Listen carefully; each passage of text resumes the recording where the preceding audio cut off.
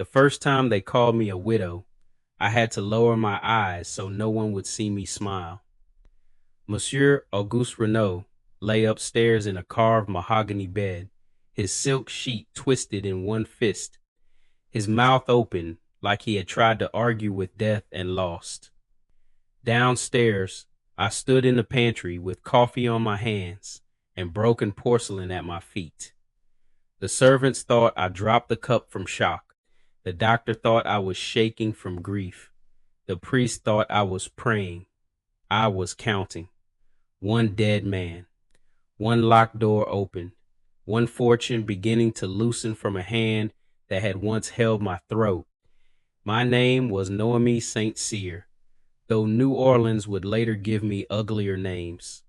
The Velvet Widow, the Creole Serpent, the woman who married in black because she already knew how the story would end. By the time they dragged me into court, 7 husbands had gone into the ground, 7 estates had passed through my fingers, and 143 enslaved people had walked into freedom with papers bought by the blood of men who believed everything in this world could be owned, including me. But no one is born a monster. Some women are made into one slowly, a locked room at a time, a hand at the back of the neck, a price spoken over her body like she is furniture. So let me begin where they never wanted the story to begin, not with the bodies, with the bill of sale. I was born outside New Orleans in the summer heat of 1829, on a sugar place where the air smelled of cane, mud, and human exhaustion. My mother was an enslaved seamstress in the big house. My father was the man who owned the big house. That was not romance. That was power with a softer name. By the time I was 17, I had my mother's hands, my father's gray eyes, and skin the color white society liked to call pleasing when it wanted to forget what it had done. In Louisiana, there were words for girls like me: quadroon, fancy girl, house-trained, maracle, never daughter, never child, never free. When my mother's owner died, his debts were counted before his people were. Tables, silver, horses, women, children, everything was priced. I was taken to a private room off Chartres Street, where men inspected me in clean gloves and spoke of beauty as if it were a crop. Auguste Renault paid $2,000. He was 56, a merchant in cotton, sugar, and bodies, a widower with a narrow mouth, a polished cane, and a house in the French Quarter with iron balconies that looked delicate from the street and prison bars from the inside. He did not buy me for laundry. He bought me for a custom New Orleans, pretended was elegant, plaçage, a shadow marriage. A white gentleman placed a woman of color in a house, gave her dresses, jewels, and a bedroom, and called it arrangement instead of ownership. The city decorated cruelty until it looked almost civilized. But there was nothing civilized about Auguste Renault. He put me in a room with blue silk walls and a bed too large for one body to refuse another. He gave me a pearl comb and a locked jewelry box. Then he reminded me, every night, what the lock meant. During the day, I managed his household. At dinner, I poured wine for men who sold people south and west and called it business. At night, I learned the quietest forms of violence. A backhand when I answered too quickly. A cane strike when the soup was cool. A smile when guests were present.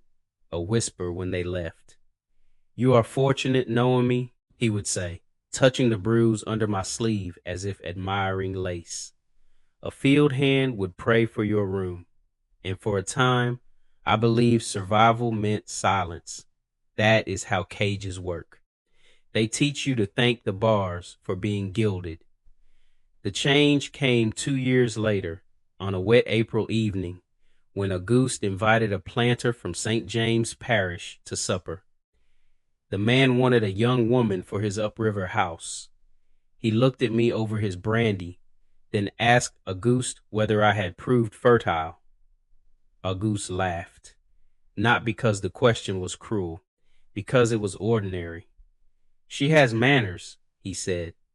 She reads enough to manage a house. She is obedient when reminded.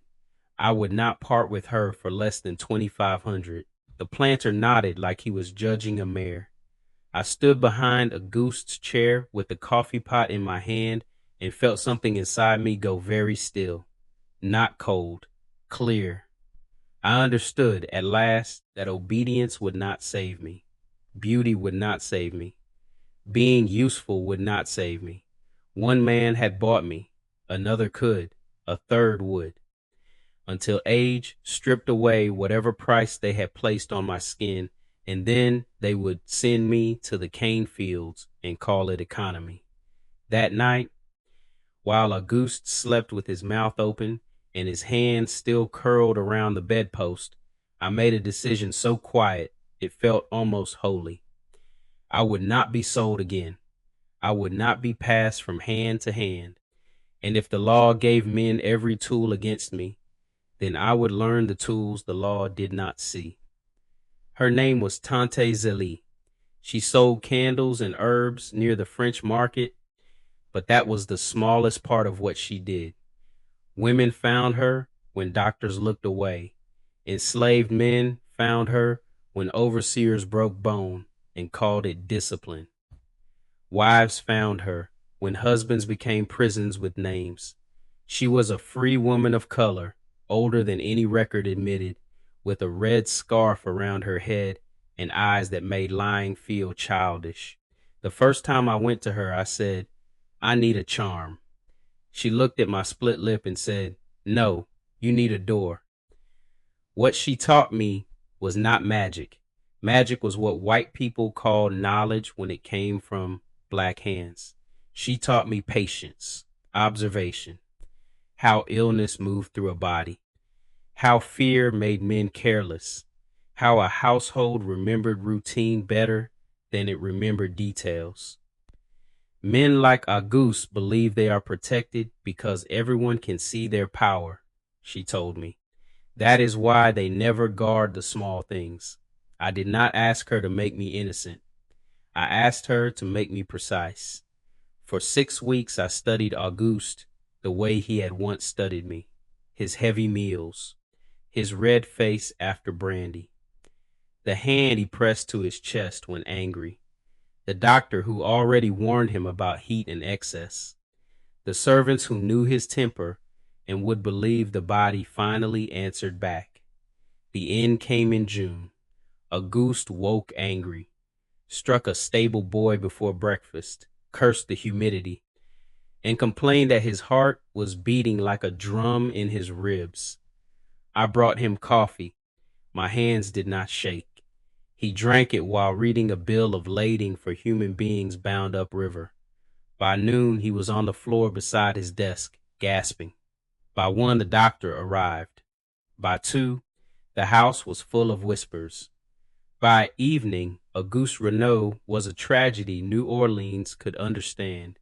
An older merchant, too rich at table, too hard in business, taken suddenly by the climate.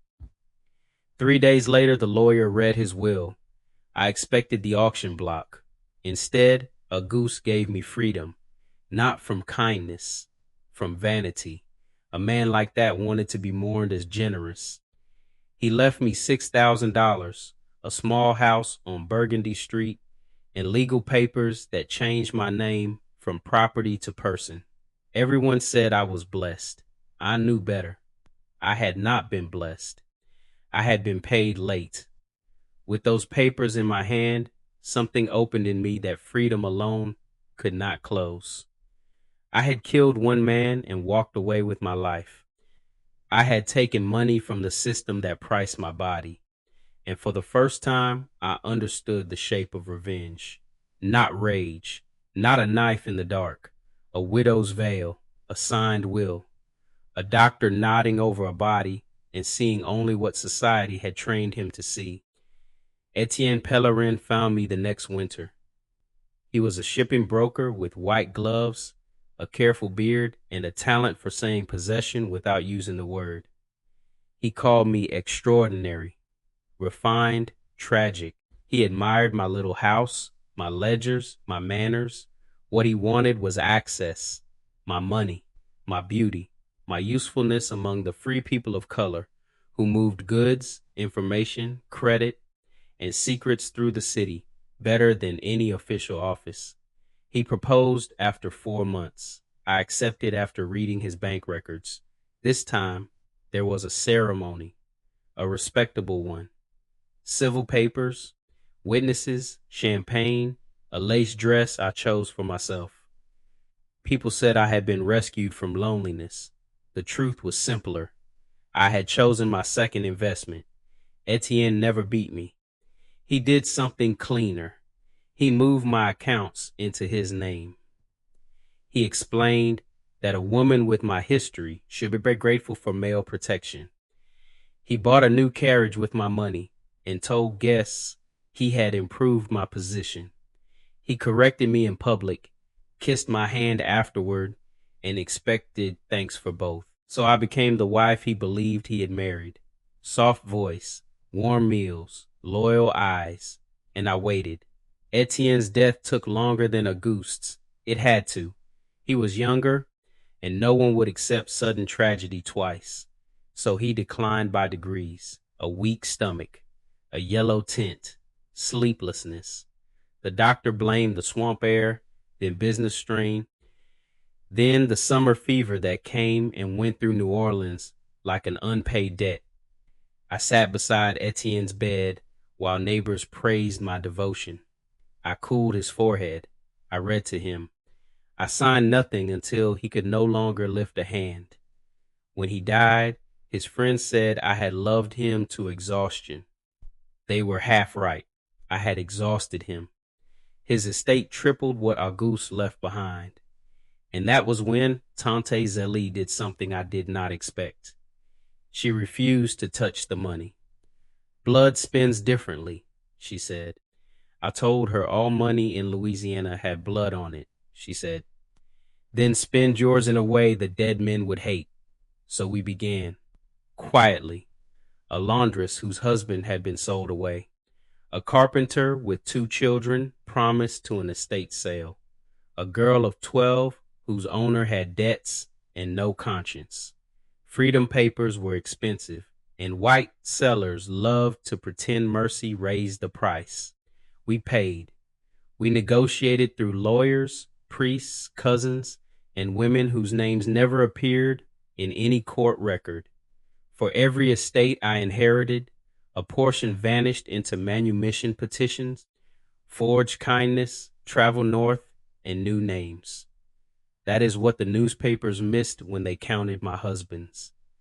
They counted the graves. They did not count the doors those graves opened. Victor Marchand was third. A sugar factor with gout, bad teeth, and 3 grown nephews waiting for him to die. He saw me at a charity supper and mistook my silence for gentleness. He was not cruel with his fists.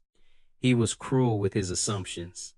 He wanted a nurse in silk, someone beautiful enough to flatter his age and obedient enough to manage his decline. I gave him exactly what he asked for. By then, I had learned that the easiest mask to wear is the one people hand you. To doctors, I became careful. To servants, kind. To society, unfortunate. To husbands, indispensable. Victor died after a season of worsening attacks. Everyone had already expected him to suffer. His nephews fought the will. They said I had bewitched him. No one said murder. Not yet. The judge called me a devoted widow and confirmed the inheritance. By 32, I owned 3 houses, shares in a warehouse, and enough quiet influence to make men remove their hats when I entered a room. The city that had sold me now invited me to supper. That was New Orleans. It did not mind sin. It minded bad manners. 3 more husbands followed over 9 years. Julien Arnaud, who collected women, the way he collected porcelain and discovered too late that fragile things cut deeply when broken. Mathieu Carondelet, who wanted my property and misread my prayers as weakness. René Villeray, who laughed at abolitionists over dinner while drinking wine bought with a dead man's money. Each marriage had a different surface, a longer courtship, a shorter illness, a trip to the lake, a winter decline, a will adjusted by flattery, fatigue, or fear. I was never reckless. Recklessness is for people protected by law. I had to be better than that. Every death looked like the life around it. Heat, fever, bad blood, age, excess, God's will. New Orleans had 1,000 names for a body it did not wish to examine. By 1852, I had helped buy freedom for 98 people. Not publicly, never publicly. Some left before dawn with papers folded into hymns. Some stayed in the city and became bakers, drivers, teachers, seamstresses, carpenters. Some sent word back through alleys and churchyards. A child born free because of you. A husband found. A daughter hidden. A family not divided. Those messages did not absolve me.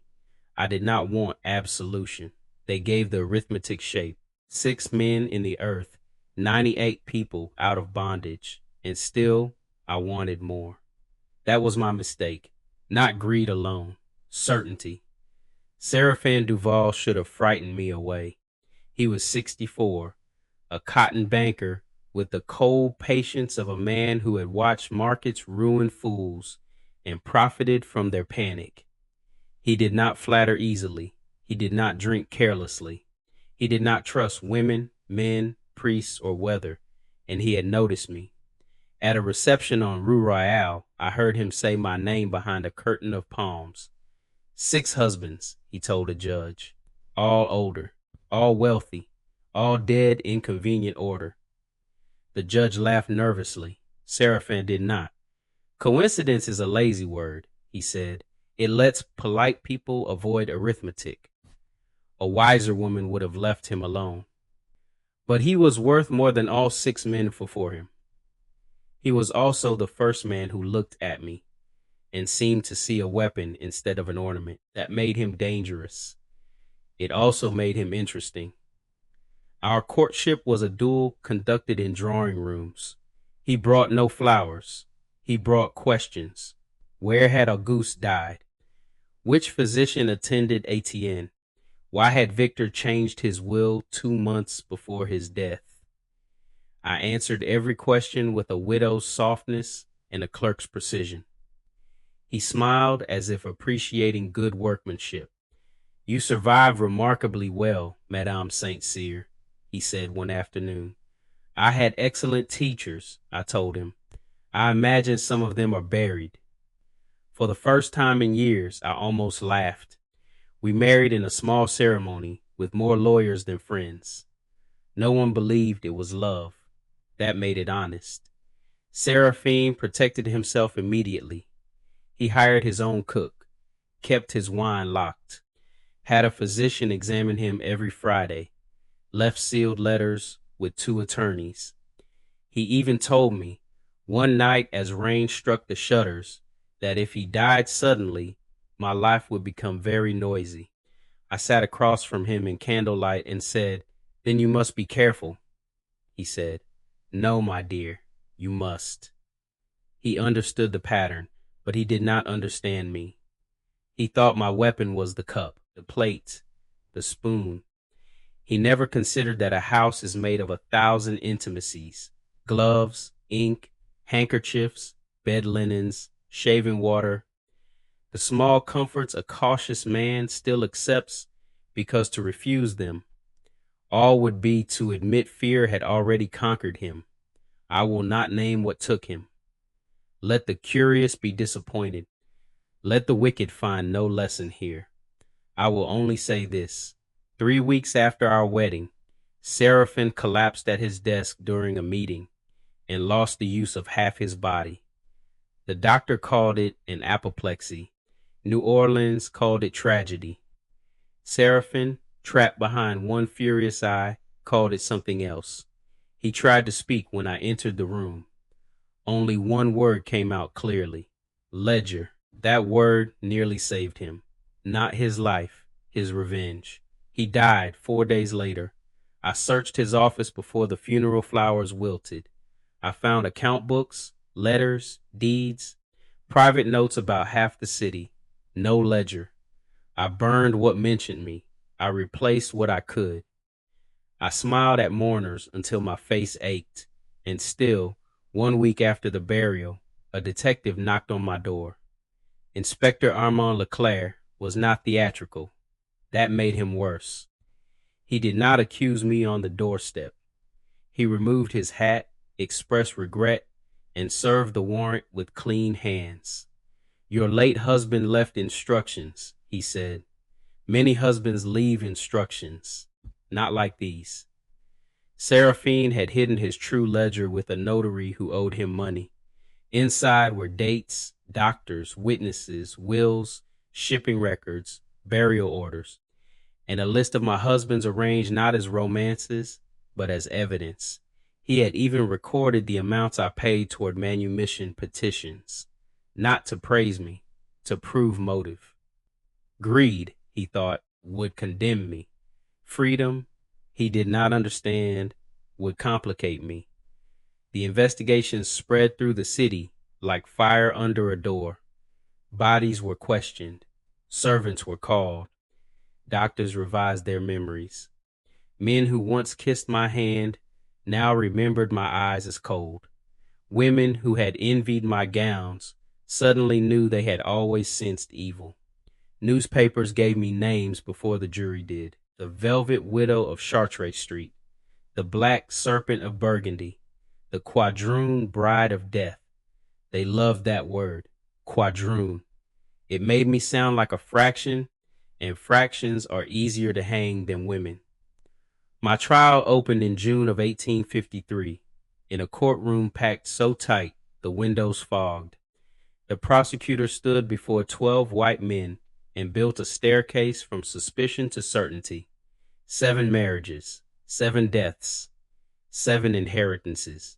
Then the harder pieces, the household routines, the sealed letters, the illnesses that arrived when wills had recently changed, the freedom purchases that proved money moved quickly after each funeral. My lawyer argued coincidence. He argued bad medicine. He argued that grief had made society cruel to a woman already unlucky beyond measure. For a while, I watched the jurors and believed he might save me, not because they trusted me, because they feared what my conviction would admit, that a woman they had underestimated for 20 years had moved through their best houses, eaten at their tables, inherited their money, and turned their own customs into a blade. Then the prosecutor produced the ledger, not Seraphine's, mine, a small brown book I had sewn into the lining of my mourning trunk. In it were not recipes, not confessions, names, prices, ages, destinations. 143 people whose freedom had been bought in pieces over 15 years. Beside each purchase, I had written the husband whose money made it possible. Auguste, 9. Etienne, 17. Victor, 21. Julien, 14. Mathieu, 26. René, 11. Séraphin, 45 prepared. The last 45 had not yet been completed. That was the first time I felt something like grief. Not for Séraphin. For the people still waiting on paper I would never deliver. The prosecutor raised my ledger like filth. Here is the account book of a murderer, he said, and I knew then that silence would leave the story in his mouth. So I stood. My lawyer grabbed my sleeve. I pulled away. The judge warned me that I was not required to speak. I said, I have been required to be silent my whole life. I will not do it here. I faced the jury. Yes, I said, I killed them. No one breathed. I killed Auguste Renault because he bought me, raped me, beat me, and planned to sell me upriver when another man offered more. I killed Etienne Pellerin because he married my freedom and tried to put it back in his pocket. I killed Victor Marchand because he wanted a nurse he could own. I killed Julien, Mathieu, and Renee because each of them saw a woman of color with money and believed the natural order required a man to control it. And I killed Séraphin Duval because he thought seeing the trap made him safe from it. The judge ordered me to stop. I did not. You want greed because greed is simple. Greed lets you call me a monster and sleep well tonight. But I gave more than half of what I inherited to free people your laws called property. I lifted my chained hands. 7 men died. 143 people were named in that book. 98 walked free before this court ever learned my name. 45 more were waiting. The prosecutor shouted that murder could not become virtue through bookkeeping. He was right. I never claimed virtue. I claimed consequence. I am guilty, I told them, but do not pretend this room is innocent. You built a city where men could buy women, sell children, break families, and call the receipts legal. I learned from you. I learned that paper could make a human being property. Then I used paper to make property human again. That was the line that condemned me. The jury needed less than an hour. Guilty on every count. Death by hanging. July 17th. The judge asked if I had anything to say before sentence. I said, only that I wish I had kept better accounts. In parish prison, they expected repentance to find me. It did not. The cell was hot stone, straw, iron, and flies. At night, the city outside kept living. Carriages rolled. Drunks sang. Church bells marked hours I had fewer of. Visitors came. Priests, reporters, women who wanted to see whether evil had a face, men who wanted to see whether beauty survived chains, and then came the others. A baker named Joseph, who had been purchased from a succession sale with Etienne's money. A woman named Lise, freed at 16, now teaching children their letters in a back room behind a candle shop. An old carpenter who brought 3 grandchildren and said, they were born free because of a man you sent into the ground. I told him not to thank me. He said, I did not come to thank you. I came so you would see what your ledger weighed. That night, I cried for the first time since I was a girl. Not because I was sorry, because the world was large enough to hold both truth and blood, and I had carried both without letting myself feel the weight. On the morning of my execution, more than 3,000 people filled the prison yard and the streets beyond it. The front rows were white gentlemen, matrons in gloves, officials, merchants, men who had bought and sold lives with cleaner hands than mine. Behind them stood people of color, free and enslaved, silent as weather. The scaffold smelled of fresh pine. The rope scratched my neck. A priest asked me to seek mercy. I looked at the crowd and found faces from my ledger. Joseph, Lise, children who had never felt an auctioneer's hand under their chin. Then I spoke. You call me a monster, I said, and perhaps I am. But monsters do not crawl out of the swamp by themselves.